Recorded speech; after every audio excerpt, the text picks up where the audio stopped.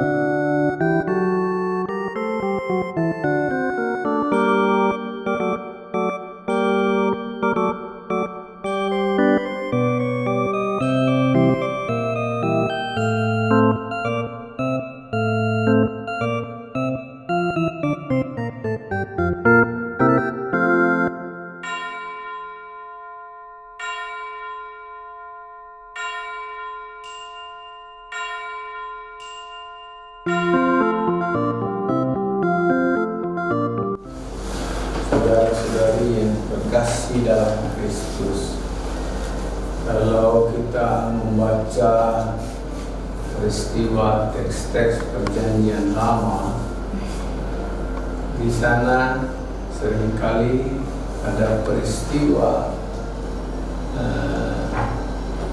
di mana Tuhan akan datang. Tapi sebelum Tuhan datang itu, Ia sendiri lebih dahulu memberkati, meluluskan tempat itu. Hal yang paling tepat sebagai contoh misalnya tabut perjanjian.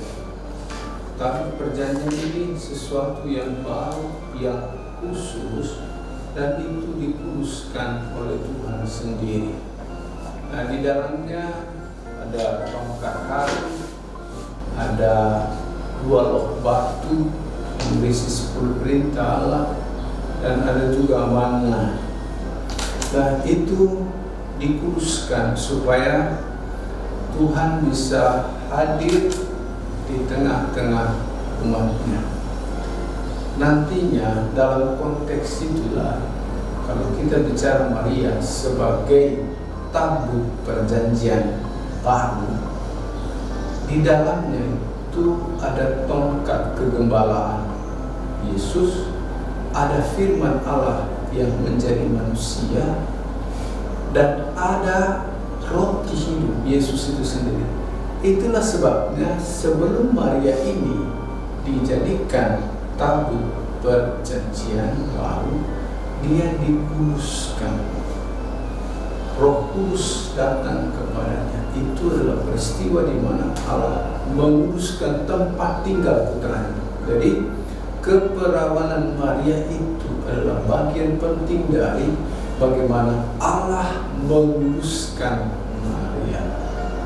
Bayangkanlah gadis yang perawan, masa tiba-tiba Tuhan datang lalu menjadi tidak perawan lagi.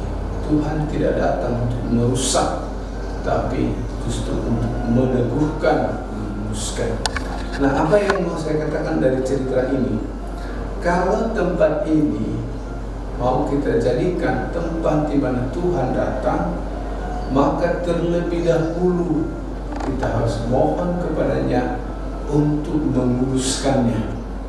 Nah, demikian juga kalau misalnya kita mau rumah-rumah kita atau apa kita itu kantor dan seterusnya, tempat Tuhan hadir, maka terlebih dahulu kita mohon Ia memberkati tempat itu sehingga dia layak untuk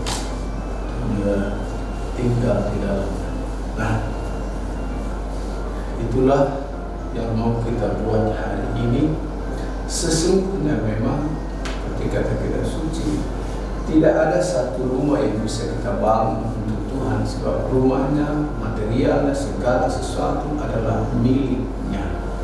Tetapi ketika kita berikhtiar membuat sesuatu dari barang-barang yang sudah disediakan oleh Tuhan, Tuhan sendiri mau melihat kesungguhan, kerinduan hati kita untuk mengandalkan Tuhan itu dalam kehidupan kita.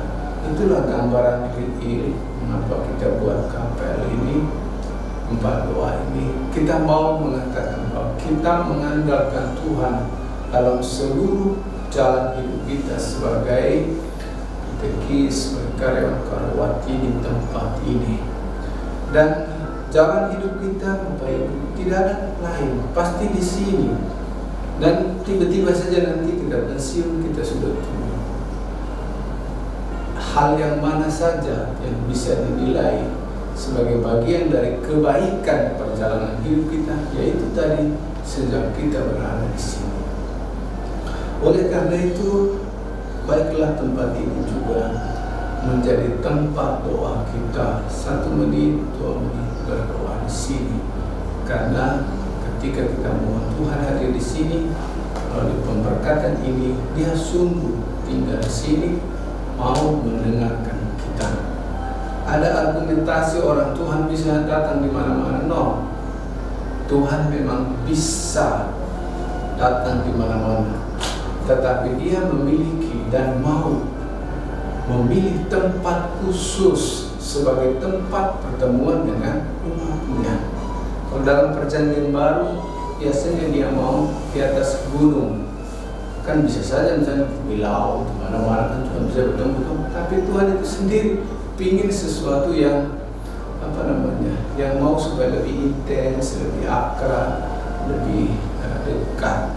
Nah, itulah juga Dia bisa hadir ketika kita bekerja, tapi Dia mau juga lebih intens ketika kita berdoa di tempat khusus yang dikuduskan untuk Dia. Nah, saudara-saudari, mudah-mudahan cinta akan rumah Tuhan membakar semangat kita untuk selalu menghadirkan Dia dalam hidup. Sungguh-sungguh bahwa kita ini punya Tuhan dan Dia itu bisa kita andalkan untuk apa? Untuk perjalanan hidup yang lebih baik dalam suka duka kita. Dialah pegangan kita. Cerita Injil tadi ada orang mengatakan, mengapa Yesus begitu marah?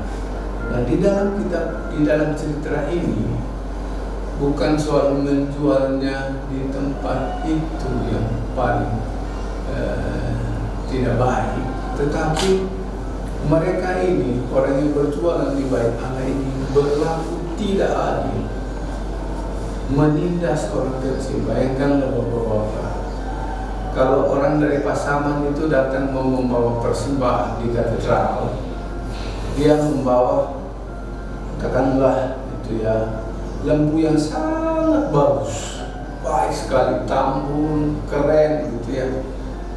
Lalu kemudian ketika berhadapan dengan para petugas di katedral, lalu apa dia bilang? Lembu kau ini jelek sekali, tidak cocok untuk Tuhan Allah. Karena itulah harganya itu murah, tidak bisa dipakai ini harus dijual. Mau tidak mau, orang pemilik lembu ini menjualnya. Kenapa? Tidak mungkin dia bawa lagi, cari dari mana lagi? Karena itu kau harus jual ini, beli yang ini. Nah, si pemilik ini yang di katedral tadi membeli lembu ini dengan harga sangat murah, lalu disuruh membeli lagi yang punya mereka dengan harga mahal. Nantinya lembu yang mereka beli tadi mereka jual lagi kepada peziarah berikutnya dengan harga yang sangat mahal. Bapak Ibu lihat ketidakadilannya kan? Disitulah jahatnya. Mereka memakai Tuhan, mereka berbisnis. Itulah yang ada di belakang teks ini. Dia petugas bait Allah itu begitu licik memakai nama Tuhan untuk mengeruk keuntungan. Mereka beli barang orang dengan harga murah karena menurut mereka jelek, lalu kemudian mereka menjualnya kembali dengan harga yang sangat mahal. Nah, umat Tuhan yang terkasih, kita juga kalau cinta untuk rumah Tuhan berarti juga cinta dengan kekudusan, cinta dengan kesucian, cinta dengan niat baik, dengan berlaku adil, jujur, dan semua yang baik yang kenal ada Tuhan. Terpujilah Tuhan kita Yesus Kristus sampai selamanya.